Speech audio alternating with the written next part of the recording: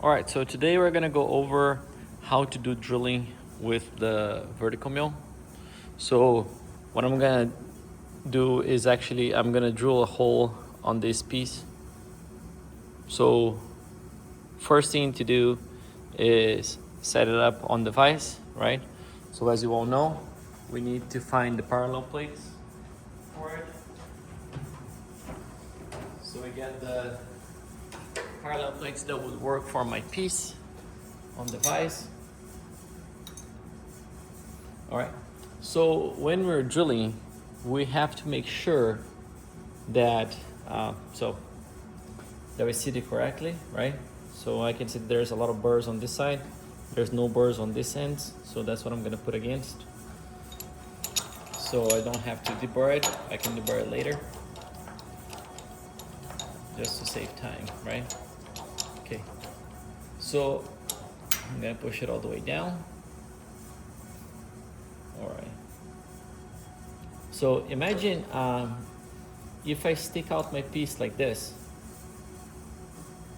See how there's a lot of material sticking out of the vise. Imagine if I'm drilling on this side. What do we expect to happen? We expect our piece to go like this, right? So we have to make sure whenever we're drilling like, it's fine if it's like this, okay? Because usually we're not gonna be drilling right on the edge there. We're gonna be drilling here. So there is actually supports on the bottom, okay? All right, so first, it's actually to set I'm gonna check my parallel plates just like I always do, right? To see if I need to push it down further. It shouldn't be difficult because this piece is already squared.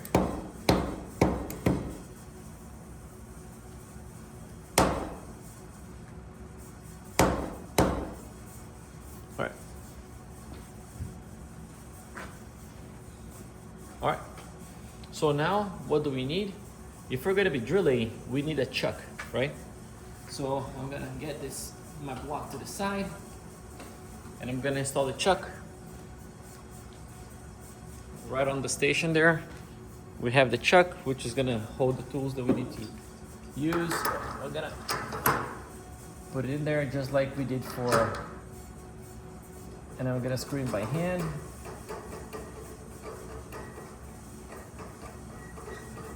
All the way.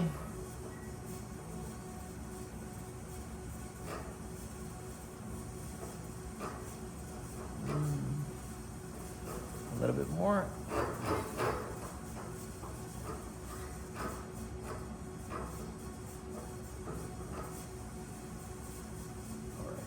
That's all of it. Just like we did with the collet, I'm gonna push on the brakes here. Let's see if you can see. Push on the brake. I'm gonna go with my wrench all the way up top. I'm gonna get it tight. Good. My wrench goes back there. So now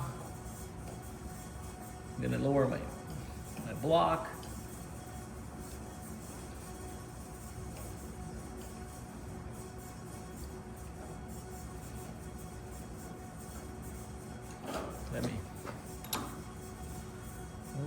That's fine. Let me deburr this side a little bit, otherwise it's gonna give me the wrong value.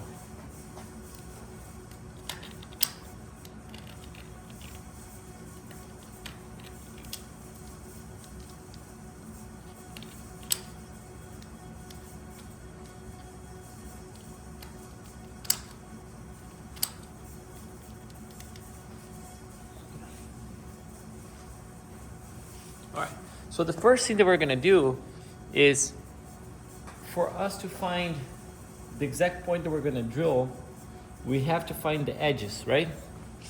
So for this, we're gonna use what we call the edge finder, right? The edge finder has a magnetic tip that actually I can actually off-center it. So I'm gonna put this one in there, and you guys are gonna understand why we use this. So I'm gonna push on the brake here. Let's see, I'm gonna open my jaws, push it in. Okay. Okay, so there it is. Okay. So let's see if it works. So I'm gonna have it on high. Okay, I'm gonna go forward here. Okay, it's centered. All right. So let's see if you guys can see this. I'm gonna try to go close. Oops, sorry. My bad. So the edge finder, whenever being close to the piece that we want to drill on, as soon as we touch, see that it off centered like my piece.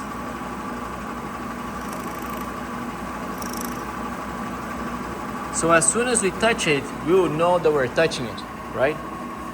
So that's why we use the edge finder for finding the edge or zeroing when we're gonna drill, right? Let's see, I'm gonna increase my speed to 2000 there. Okay. So now, let's move in that way.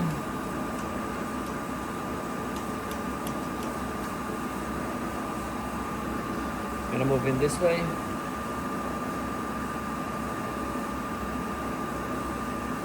We have to touch the bottom part of it.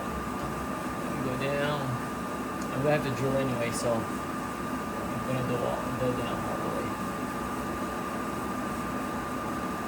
Oh, why did it go so far down? Because I'm drilling, I'm not measuring the height, right? So I can actually just unlock my screw extender, and then I can just go all the way down, and then I can lock it right there, right? So I can move my quill down and lock it down. All right, so I'm gonna move it in my X, and I'm gonna be looking at my edge finder there. As soon as I touch my piece,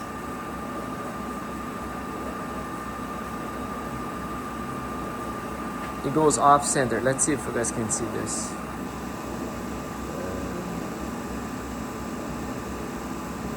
Let's see. My bad. I'm gonna go back a little bit. That way. See that's lined up. As soon as I touch,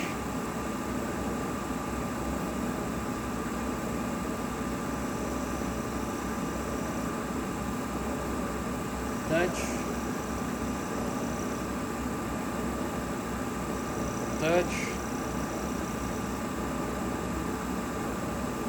all right, you guys got it. You guys got the idea, right? Let me lock you guys here again so you guys can see what we're doing. I apologize for all this handling. Okay, so again, I'm gonna bring it in.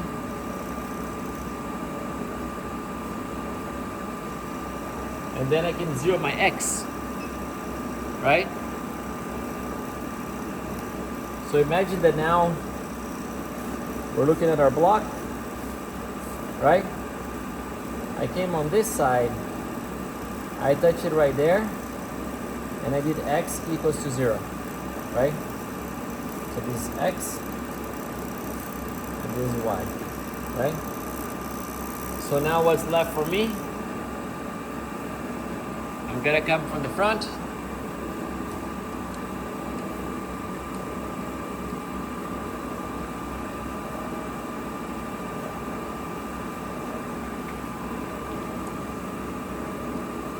And I'm gonna do the same. As soon as I touch, my piece is gonna off center.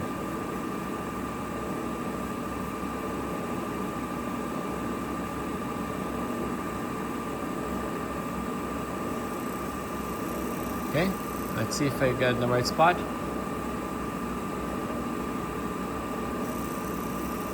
Right there. I'm gonna do y equals to 0. So now I put my piece right there, my edge finder, and I did y equals to 0, right? So then I actually touched those right there and zeroed. So now I kind of created my, where's my origin, right? Imagine if I want to drill something at,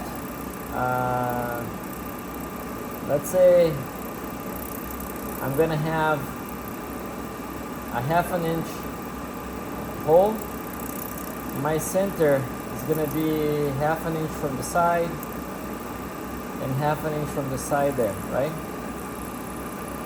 So how I should move now, let me turn this off. So now I already zero using my edge finder, right? So I don't need the edge finder in there anymore. Can I go up with my quill and down? Sure, because I don't care about the Z. I only care about the X and Y. So, and the X and Y. So the only thing that I can do is actually move my block now. My block has to stay there, okay? So actually I'm gonna bring this up. I'm gonna get this off. And now we're gonna talk a little bit about this, okay? So whenever I touch my edge finder to the side, I actually, my 0, the center is actually not where it's zeroed. It's actually a little bit further away, right? By how much? By 1 radius, right? So let's see. The diameter for my edge finder here is actually, let's say, 200 thousandths, right? Let's call for 200 thousandths. So what's my radius?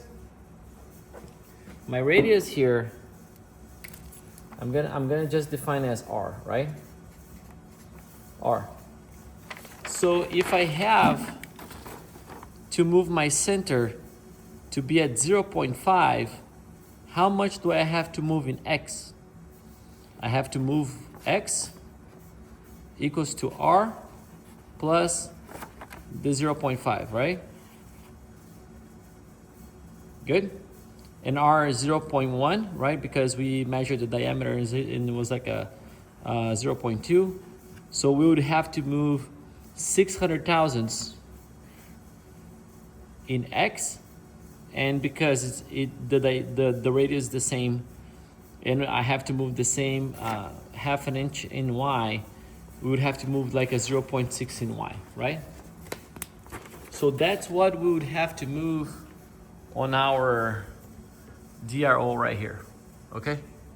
But let's say I make a mistake on how I move, right? One way to make sure we're doing things correctly is actually like I can come here and I can glue my piece, right? And what's the distance that I have? Is like a 1/2 inch, right? So I'm gonna zero my piece here. I'm gonna go 1/2 inch. So this is actually just for a visual reference. You can be precise, but like if you're off by like 100 thousandths, 50 thousandths, you might be able to tell that like there's something wrong.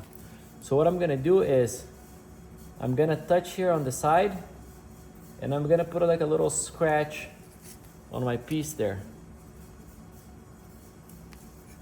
So see now, I don't think you guys can see, but see that like a crosshair there? It's something that I put on with like using my tool with like a 1/2 inch there, right? So now, when I use my my countersink, I can see if I'm moving exactly to that one spot, right? So now I'm gonna pick a countersink. So at the end, what I want is actually a half an inch drill, a half an inch hole, right? So we're not gonna go straight up and put like the half an inch end mill there and drill the hole. We would have to do a few things first, right? First thing is we're gonna have to put like a little hole with a countersink. So our objective is, if we have a drill bit here and we push against our piece, it's not gonna drill right away because the metal doesn't want to be drilled. So like what's gonna do is actually gonna travel a little bit before it actually puts the first hole there, before it starts removing material. So like that would actually make me miss my target there. So what I would do is I will get one of the countersinks, and then I'm gonna try to see one that haven't been used, right? Because if I get one that's actually damaged like this, most likely my hole is gonna be off, right? So let's say this is the sharpest one. So that's the one that I'm gonna use, right? So we can go in there.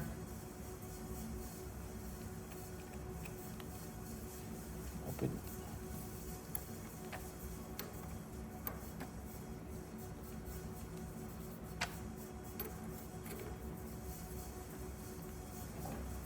All right, I'm gonna move to 0.6 like we talked about on the X.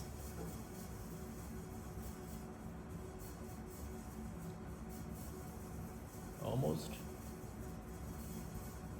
As soon as I get to 0.6, 600 thousandths, I'm gonna lock my X. I'm gonna move to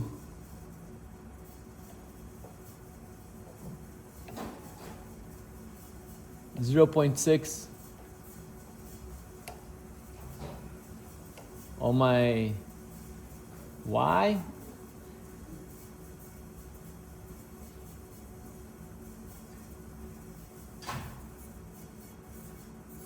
All right.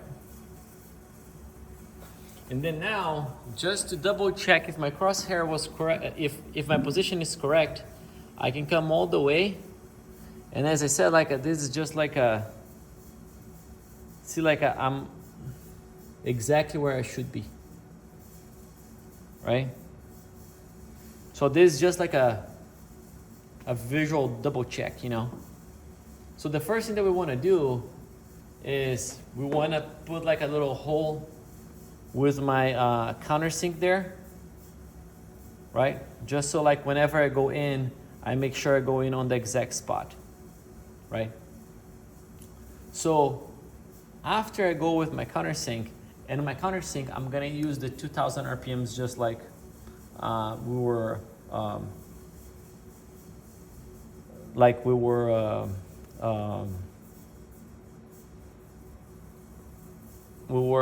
using the end mill before, right?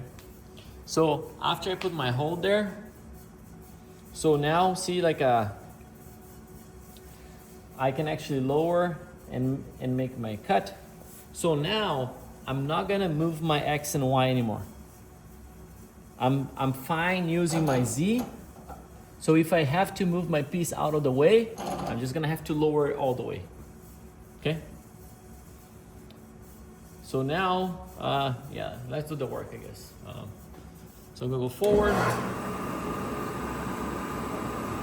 I'm gonna go down all the way. I don't need much, right? I just need a little bit. I just need a target. Okay? My little bit is there. Okay? So now, again, I'm not gonna move my X and Y. I can only move my Z because I'm already established where my hole is gonna be, right? So now I'm gonna open it. I'm not gonna use this anymore. So my goal is actually to make a 1/2 inch hole, right? So 1/2 inch, my end mill, or my twist drill. However, if we look here on the 1/2 inch twist drill, we have a cutting edge on this side. We have a cutting edge on this side. Oops, my bad. We have a cutting edge on this side. We have a cutting edge on that side. But in the middle, we have what we call a chisel tip. And this area doesn't have a cutting edge. See?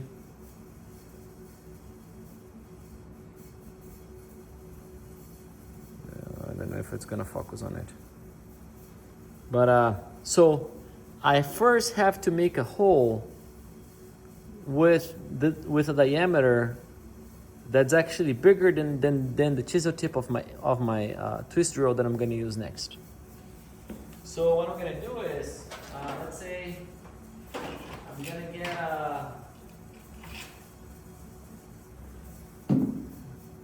I'm gonna choose another one and see. This one, after I make the hole, my hole is gonna be bigger than my chisel tip there, okay? So first I'm gonna go drill with this one. So my drill bit's gonna go in. Let me close a little bit, otherwise it's not gonna bite. So I'm pushing the brake at the same time that I'm turning. So counterclockwise closes. Let's see. I have to make sure it's centered. So to make sure that it's centered, what I do is I kind of like move my piece around as I turn, and then I make sure that it fits correctly right in the middle. So now I'm gonna push the brakes. I'm gonna lock it by hand, and now I'm gonna drill. Now we're gonna drill with a 1500 RPMs. So we have to start our machine first. So we're gonna go forward, just like what we did before. And then now we're gonna change our speed, 1500, right? Now we're gonna have to put a hole all the way through, okay? So I don't think I'm gonna have enough excursion here so I could actually make a drill all the way through. So what I'm gonna do is I'm gonna stop. So I'm gonna lock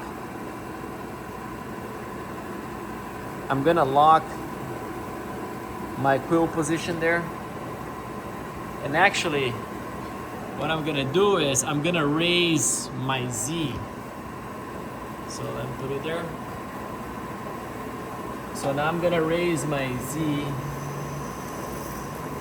And what I'm gonna do is I'm gonna up and I stop and I go up again and I stop and I go up again and I stop. And it's gonna be like breaking the chips for me.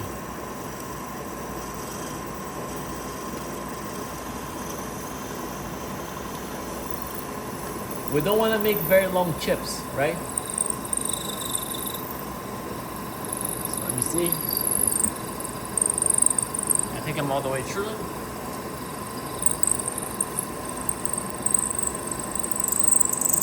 Yeah. So now I'm gonna go back up.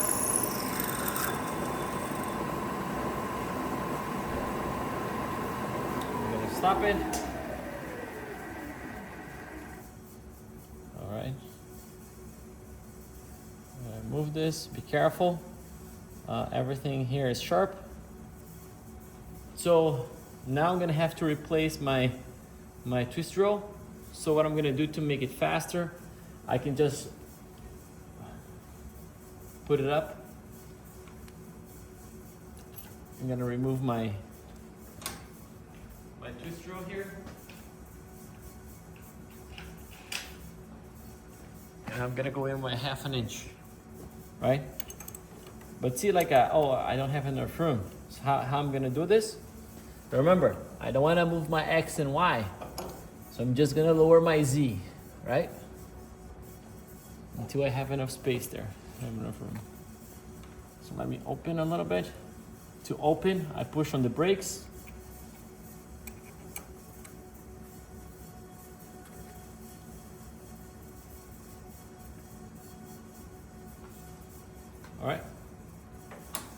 All right, so let's start. I see that centered, right? But at a half an inch, I don't want to go so fast, right? So what we're gonna do here now is we're gonna switch to a low gear. To switch to the low gear, we have to have the machine off. And then now, whenever I was in high, we were cutting forward here, right? So whenever I go for the low gear, now my cutting direction would be reverse, right?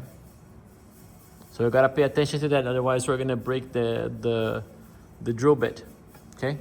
So I'm gonna go reverse, and you guys can see that my rotation is to the side that actually is gonna make the drill, right? So right now we're gonna go at we can go at 250 RPMs. Again, I'm gonna lower my quill. I'm gonna lock it, and I'm gonna go up with my Z, right?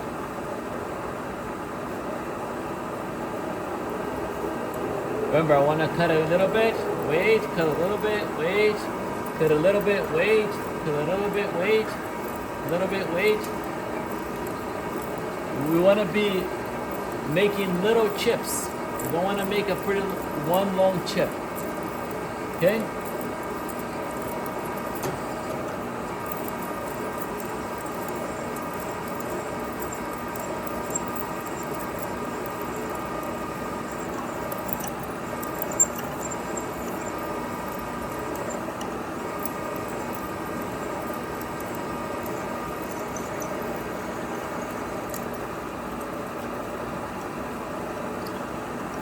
All right, we're all the way through.